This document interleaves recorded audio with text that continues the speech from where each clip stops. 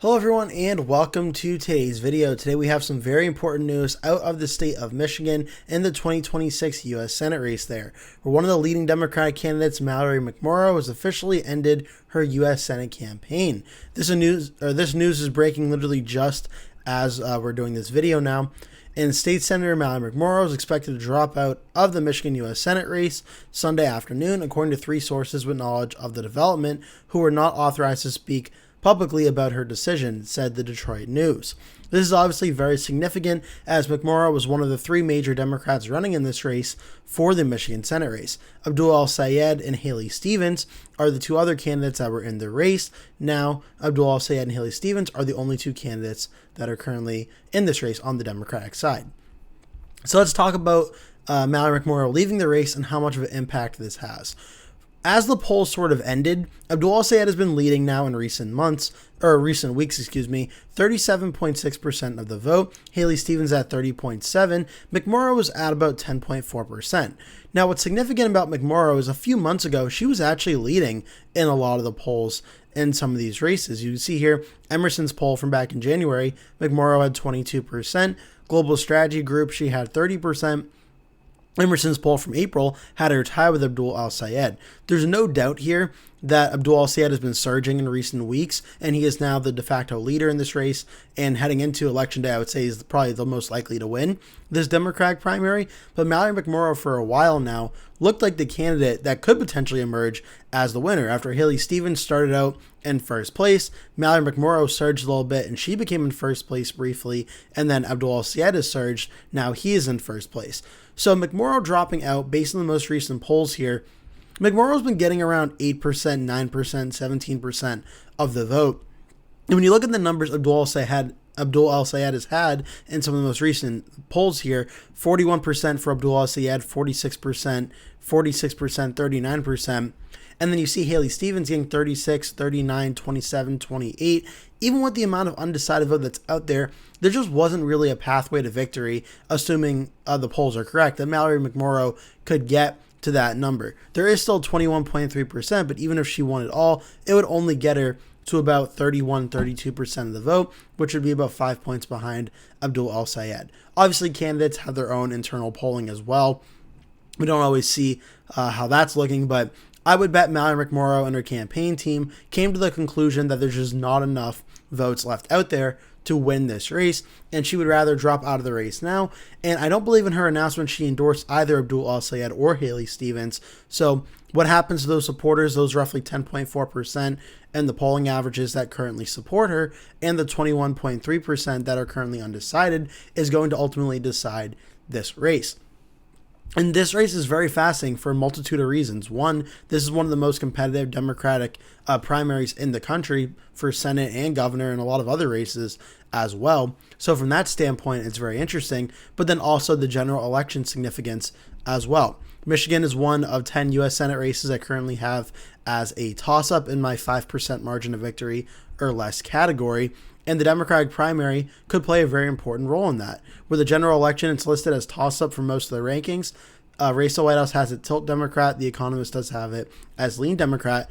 But for Mike Rogers, who's the Republican candidate from 2024, who he lost the Senate race to Elisa Slotkin by only 0.34% of the vote, getting 48.3%. So a very significantly close race in 2024. That was on the same ballot, however, that President Trump won the state of Michigan by 1.4%. So it's going to be a very close race in 2026 in the state of Michigan.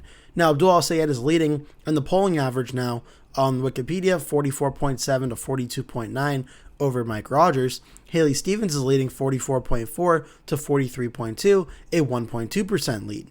For what McMorrow versus Mike Rogers looked like, Mike Rogers was actually narrowly leading in this. He had 43.8%, Mallory McMorrow at 43.2%. And this is a very interesting development because over time, as polls started coming out, it looked more like Mike Rogers versus Haley Stevens was the strongest matchup for the Democrats in terms of what the lead was, and Abdul El-Sayed versus Mike Rogers early on was where the Republicans would actually do their best. When you see the first four polls here, that Mike Rogers was leading here, the Emerson poll showed it a tied race. The first poll in a while going there did have it 47-43 on this part of the poll, but then I don't know the factors here. I think this is about definite voters. But now you see Abdul al-Sayed starting to open up a little bit of a lead over Mike Rogers, still a very close race.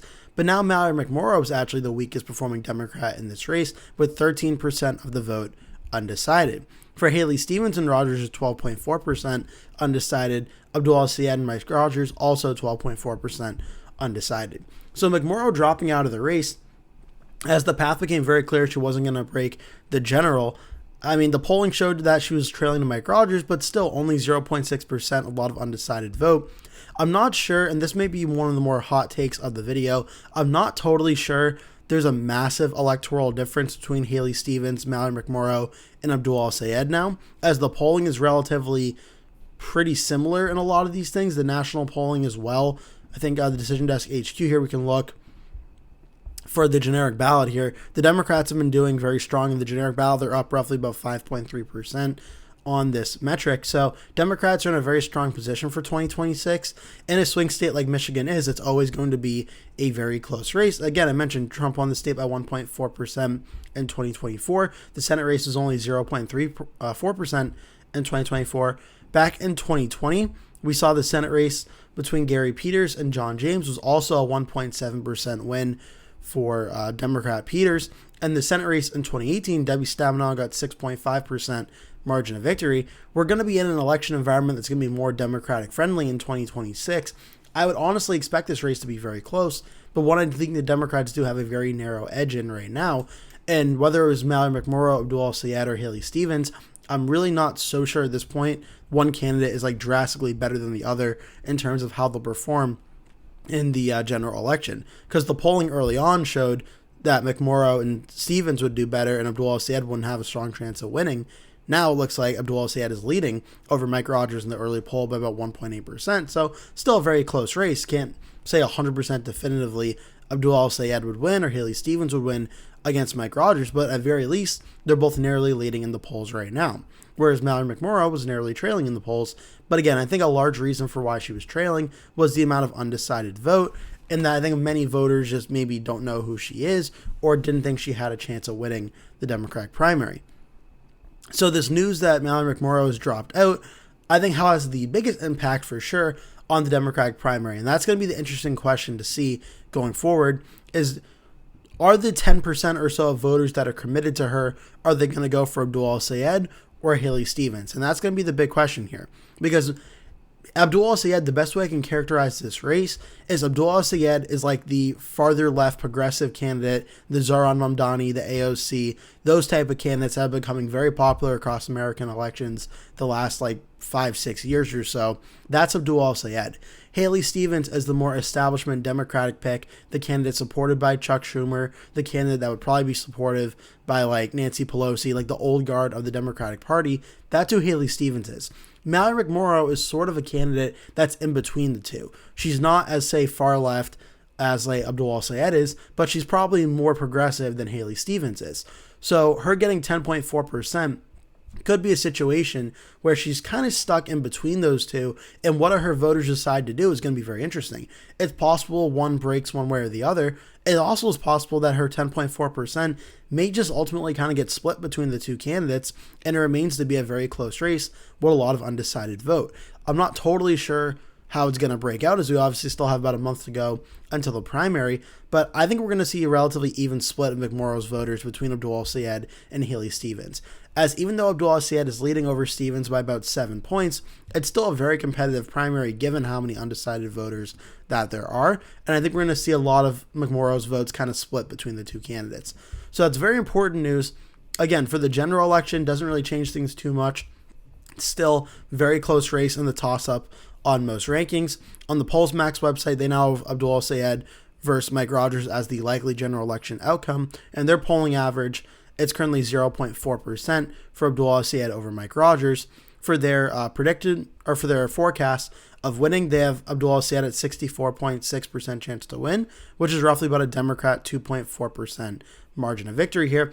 And honestly, I mean, it's lazy just to say that I agree with them, because I've done my own predictions in the past But I actually do pretty much spot on agree with this. I don't think we're going to see Michigan go for the Democrats by under 1 point like we saw in 2024. 2024 was a great night for the Republicans and President Trump. 2026, the polling for Trump and the Republicans has not been as strong. And I think we're going to see the Democrats win the Senate race, whether it's Abdul El-Sayed or Haley Stevens. I think we see the Democrats win. I think we see them win by more than 1 point. It's even possible the Democrats could maybe win Michigan by over 5 points if everything really breaks their way. But I think it stays under 5 points for now. And I think right around that 2 to 3 point margin is where I have Michigan's Senate race as well. So I'm actually pretty much in complete agreement on the forecast side of the PollsMax website. You can see in the trend here, the projected vote share. For a while, Mike Rogers was narrowly leading in this race. Now Abdul El-Sayed has pulled out a margin of victory lead here, and he's really odds of winning expanded greatly, going from about June 3rd, which was about a 50-50 race. Now we're up to about 64 to 35 in Abdul El-Sayed's favor. So as for Mallory McMorrow dropping out of the race, obviously she was not going to win the Democratic primary. She didn't have a path to winning the Democratic primary, and that became very apparent. But for the general election, I still think this is a very close toss-up Senate race, one that I think the Democrats are narrowly favored to hold on and win. But I want to get this video out to you very quickly, as this news just broke about an hour ago, and very important to get it out to you now as it develops. For now, though, that is it. Thank you so much for watching. I hope you enjoyed this video. I'd really appreciate it if you could hit like and subscribe if you did, and hope to see you in a future video.